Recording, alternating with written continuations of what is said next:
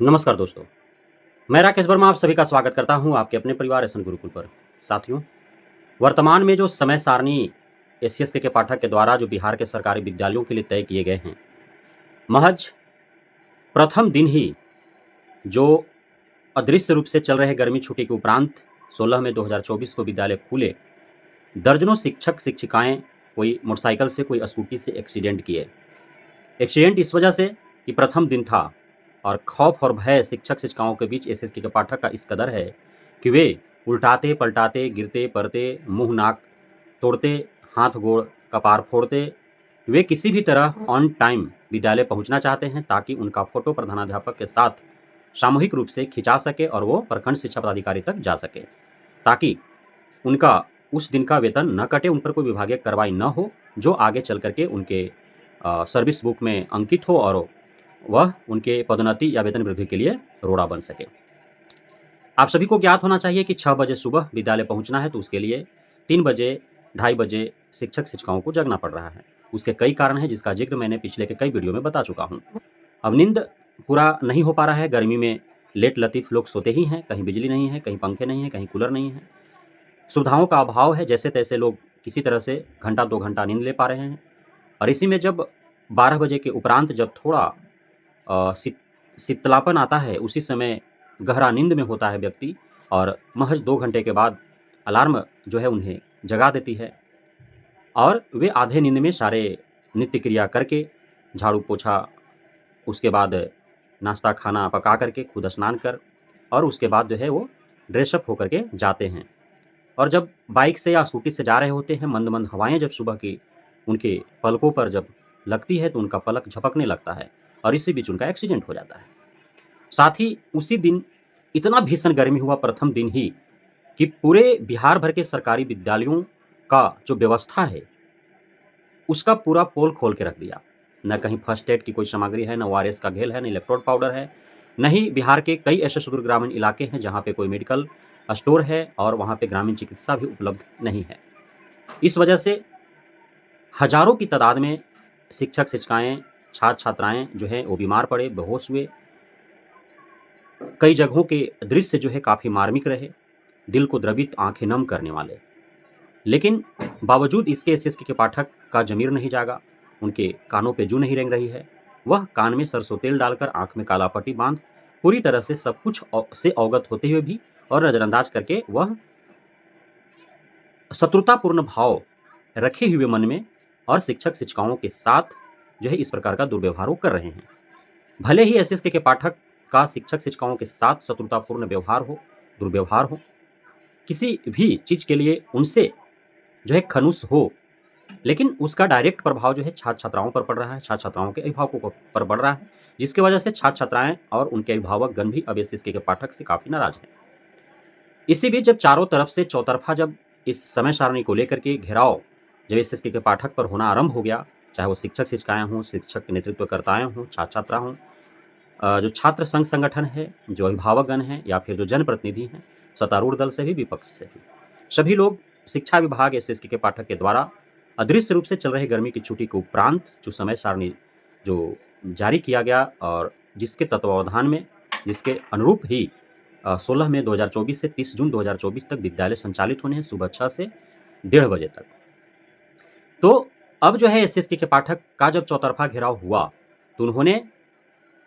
इसके जवाब स्वरूप उन्होंने आरटी एक्ट 2009 का हवाला देते हुए उन्होंने कहा कि शिक्षक-शिक्षिकाओं को प्रत्येक हफ्ता में 45 घंटा उन्हें कार्य करने हैं। अब 45 घंटा काम करने का मतलब है कि चूँकि हफ्ता में संडे तो बपौती छुट्टी है, 6 दिन ही क्लास आयोजित होंगे, तो 7.5 घंटा प्रत्येक दिन उनको जो है क्लास देना होगा। शिक्षक-शिक्षिकाओं को इसका हवाला उन्होंने दिया। अब इसके जवाब में पूरे बिहार भर के सभी शिक्षक संघ संगठनों के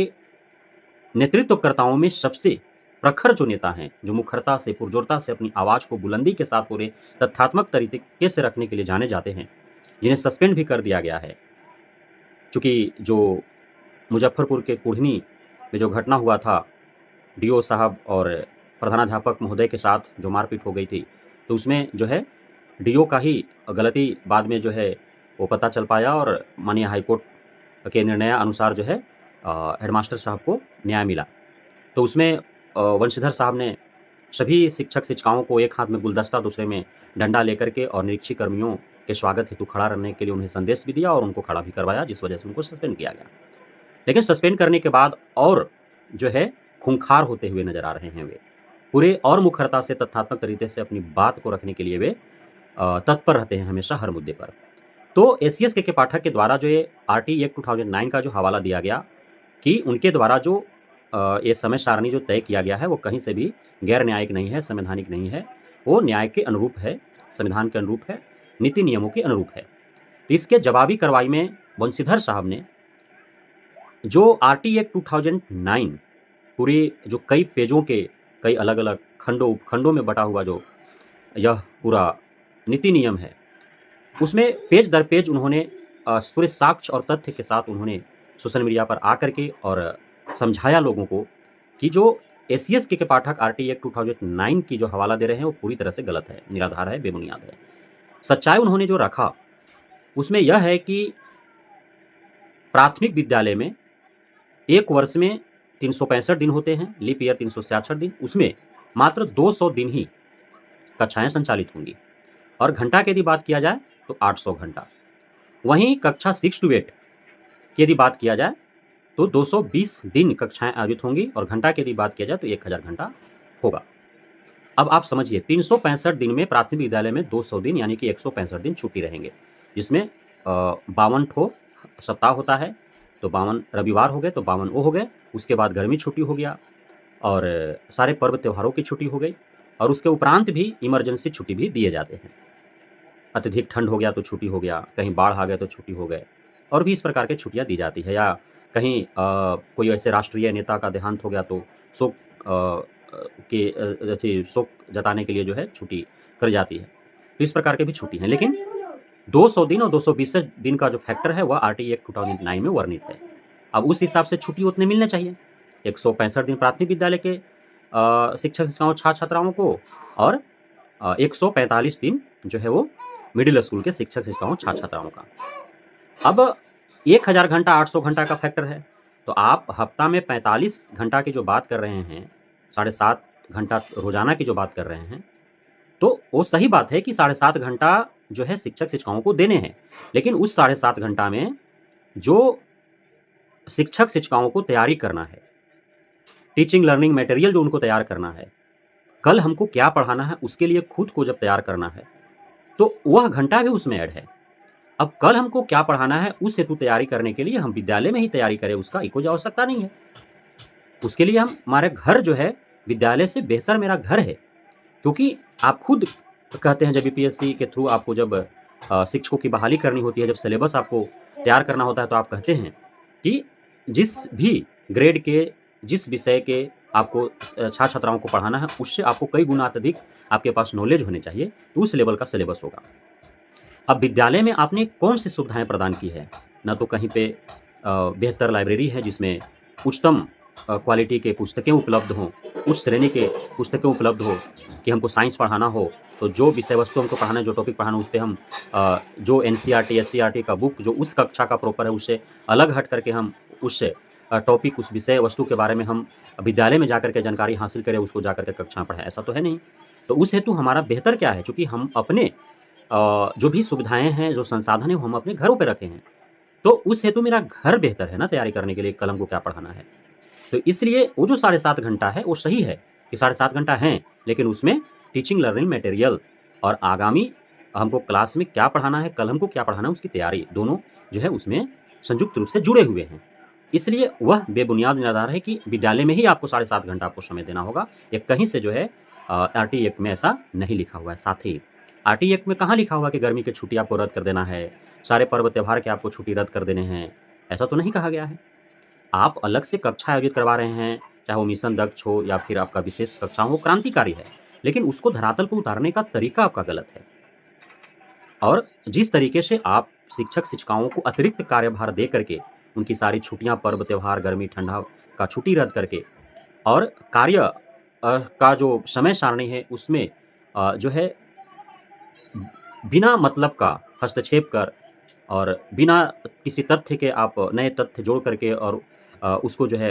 लाने का प्रयास कर रहे हैं और उसके ज़रिए आप शिक्षक-शिक्षिकाओं को शोषित और प्रताड़ित कर रहे हैं। इससे कहीं से भी कोई शिक्षा में सुधार नहीं होने वाला है। वंशीधर साहब का साफ कहना है, एसीएस के पाठक अभी आए हैं ना, आरटीई एक्ट अभी वो पढ़ रहे हैं, इसलिए उनको आधे-अधूरे समझ में आ रहा है और उनको लगता है कि उनकी मूर्खता जो है वो शिक्षक-शिक्षिकाओं पर थोप दिया जाए और शिक्षक-शिक्षिकाएँ मान जाएँ कि आरटीई एक्ट में ऐसा है इसलिए हमें ऐसा झेलना है, तो ये कहीं से भी सत्य नहीं है। क्योंकि वंशीधर साहब का कहना है कि वे जब आरटीई एक्ट 2009 जब आया, उससे पूर्व से वे शिक्षक के रूप में कार्यरत हैं सरकारी विद्यालयों में। तो उनके सामने आरटीई एक्ट बिल आया, विधेयक बना